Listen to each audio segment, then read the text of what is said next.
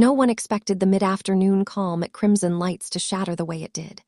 Daniel had come in with that determined look he carried whenever he was trying to outrun his thoughts. Sketchbook under his arm, coffee already ordered, headphones dangling from his fingers. He looked like a man ready to disappear into his work and avoid reality for as long as possible. But reality had a way of catching up, and today it caught up wearing a leather jacket and a trembling smile. Tessa. She found him before he saw her, pausing just long enough to steady herself. Her fingers curled around the strap of her bag, knuckles whitening. Mariah had told her to take a breath, to wait until she felt ready, but ready wasn't coming, so she had walked out anyway. Daniel, she called softly. He looked up. The surprise on his face melted into immediate concern. Tessa, what's wrong? Is something happening with Arya? She shook her head quickly. Arya's fine. It's not that. It's something else. Something I didn't think I'd have to tell you, not now. The dread crawling into Daniel's stomach was immediate and suffocating. You're scaring me. Tessa sat down across from him, but her gaze drifted toward the door as if escape lingered on the other side. I got a call this morning, she said, from someone you're not going to believe. Daniel leaned forward. Who? Your father. Daniel froze. Tessa took a shaky breath. He asked for me, specifically me, to find you and deliver a message. He said he couldn't risk calling you himself. Why not? Daniel demanded. His tone sharpened, old wounds flashing like lightning beneath his voice. Tessa lowered her voice. Because he knows someone is watching him. Daniel pushed back in his chair as if struck. His father had been a ghost in his life, appearing only when disaster or guilt forced him to surface. What did he want? Tessa swallowed. He said, tell Daniel the file wasn't destroyed. Someone has it, and they're coming for him next. Daniel's breath stalled. His fingers locked around the edge of the table. That's impossible. That file was supposed to be gone years ago. Burned. Gone. He said it wasn't, Tessa whispered, and he sounded terrified. For a long moment, Daniel said nothing. The world around him, espresso machines hissing, customers chatting, cups clinking, blurred into background static. Only Tessa's trembling voice remained clear. There's more, she added, voice thin. He said you'd understand what the symbol means. Daniel's blood turned cold. The symbol. A dark mark from a darker time, something he had run from, buried, tried to forget. If it had resurfaced, if someone had the file, then everything he built, everything he rebuilt could crumble again. Tessa, why now? He asked, voice cracking. Why would he drag you into this?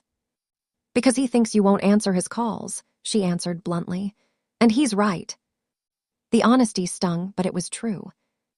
Daniel rubbed his hands over his face. I can't believe this. I can't. But before he could finish, someone else stepped into the halo of afternoon light near the coffee bar, carrying chaos of his own. Kane. He spotted Daniel, hesitated, then approached with the wary stride of a man walking into a minefield. His presence immediately shifted the room's energy, stirring whispers and curious glances.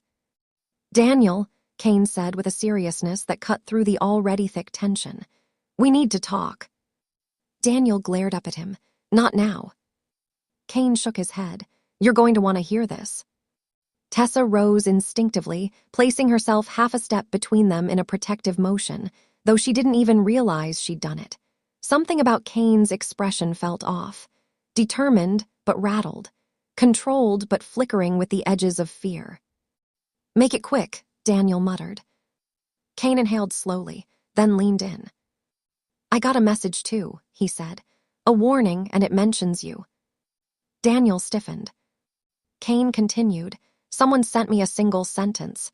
No name, no number, just this. He never knew the truth, and neither do you. Tessa's heartbeat spiked.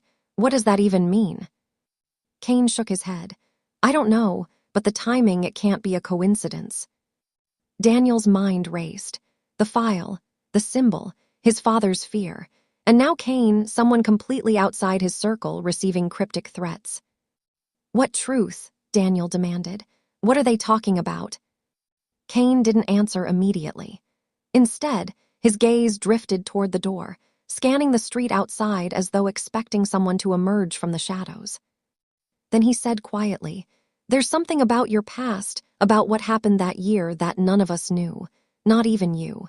And whoever sent that message, they want you to find out." Daniel shook his head violently. "No, I'm done letting the past dictate my life." Kane stepped closer. "You don't have a choice anymore." Before Daniel could respond, someone else entered the cafe, someone whose arrival brought a hush over the room. Spoiler.